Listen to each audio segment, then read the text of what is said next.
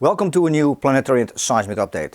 You look at the SGI graph from the previous time frames from the 17th to the 26th. I discussed this in detail in the previous update. You may want to check out the previous video in case you missed it.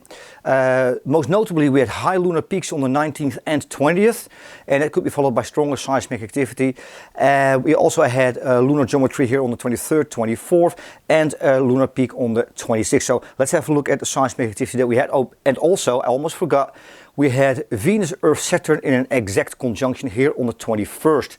Significant geometry. Look at the seismic activity that we had. A temporal cluster of stronger earthquakes on the 17th and 18th. This is directly related to the lunar geometry that we had on the 16th. High lunar peaks directly followed. These were the high lunar peaks on the 19th and 20th. Directly followed by a magnitude 6.7 earthquake in central Peru. This is near the coast. And this is also a subduction zone. Capable of very large earthquakes, and this strong earthquake comes on top of the strong major earthquakes that we had in Colombia and Venezuela earlier. Notable seismic activity recently in South America. And we also see a continuation of magnitude 6 earthquakes. These are the red labels, and in total we had 4 magnitude 6 earthquakes in just over 5 days, well above average, and this was at the time that Earth was between Venus and Saturn, and this allows for critical lunar geometry. These are also the weak lunar peaks that you see in between. So we had quite some seismic activity here. We had a lunar peak on the 23rd, 24th, also followed by some clustering, a temporal clustering. This is what we usually see, the temporal clustering of stronger earthquakes.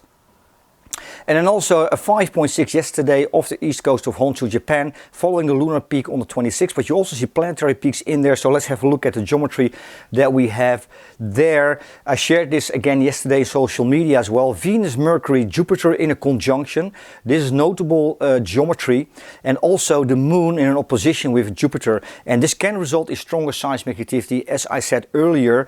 But we do have significant geometry coming up. It's part of a sequence here from the 27th to the 5th of September. This is the next time frame.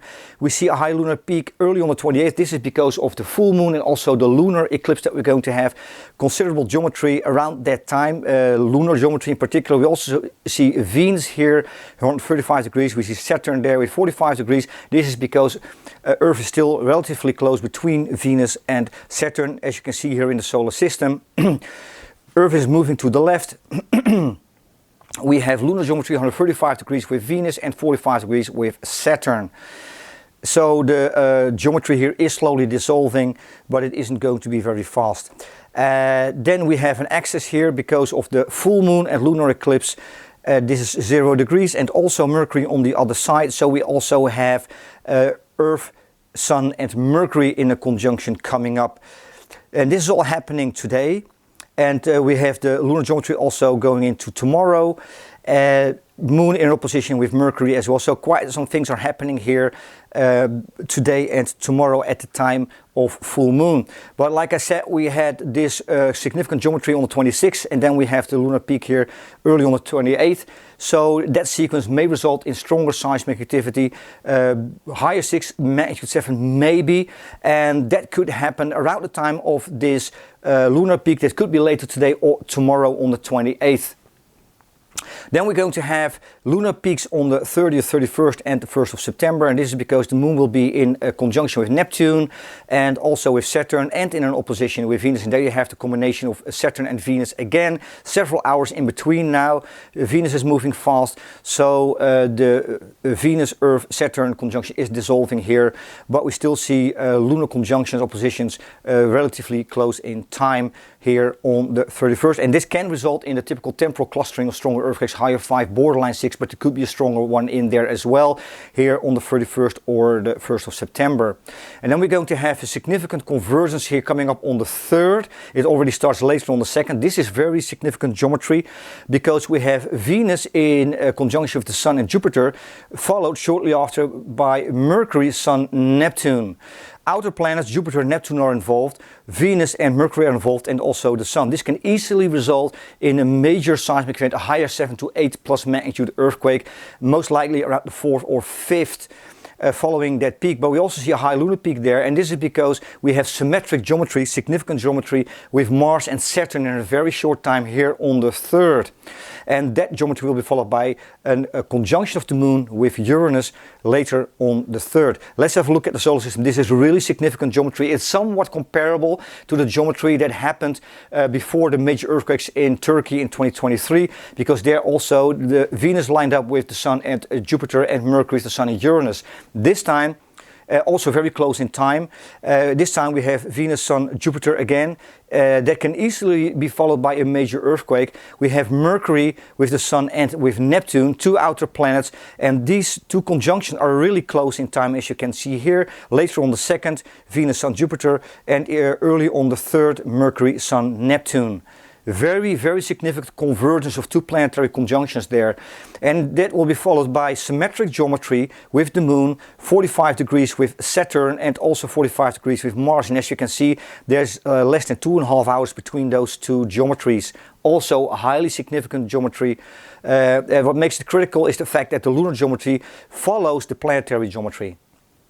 That's really significant. And then later on the 3rd we have the Moon in conjunction with Uranus. Very, very significant geometry all around the time or towards the time of 3rd quarter. Very significant geometry. And like I said, that geometry can easily be followed by a higher 7 or maybe larger earthquake around the 4th, maybe on the 4th or on the 5th. It depends on the stress levels in Earth's crust, what the actual seismic response is going to be. Significant temporal clustering of stronger earthquakes. It could stay in the magnitude 6 range, but I definitely expect a seismic response following this convergence here on the 3rd. Keep that in mind. Then we have Mercury, Sun, Saturn coming up on the 5th. That will be part of a sequence into the 6th of September, and I will cover that in the next update, because there will also be significant geometry here with Venus and with Uranus. There's a small peak that you see here. And also lunar geometry coming up there, so I will cover that in the next update. This is what we're going to have. Pay attention to the high lunar peak that we have later today, tomorrow, and we have the lunar peaks here around the 31st of August, and especially this one here. This is arguably the most significant geometry, most critical geometry, so watch it on the 4th, 5th. There could be a significant seismic response. Check out the website for the latest updates and also our social media channels. Stay safe, everyone. And until next time.